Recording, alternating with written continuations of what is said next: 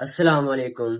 ایک تندور والا جو 5 روپے میں روٹی بیچتا تھا، اسے روٹی کی قیمت میں اضافہ کرنا تھا، مگر بادشاہ کی اجازت کے بغیر کوئی قیمت میں اضافہ نہیں کر سکتا تھا۔ وہ بادشاہ کے پاس گیا اور اس نے بادشاہ سے کہا کہ میں روٹی 10 روپے میں بیچنا چاہتا ہوں۔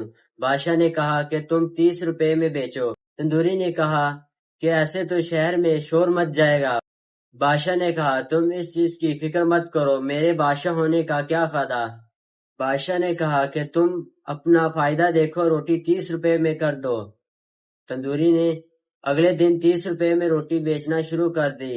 شہر میں کہرام مچ گیا۔ لوگ بادشاہ کے سامنے شکایت کرنے لگے کہ تندوری والا ظلم کر رہا ہے، روٹی 30 روپے میں بیچ رہا ہے۔ بادشاہ نے سپاہیوں کو حکم دیا کہ تندوری والوں کو میرے سامنے پیش کیا جائے۔ جب تندوری والے کو پیش کیا، بادشاہ نے غصے سے کہا کہ تم میرے پوچھے بغیر قیمت میں کیسے اضافہ کر سکتے ہو۔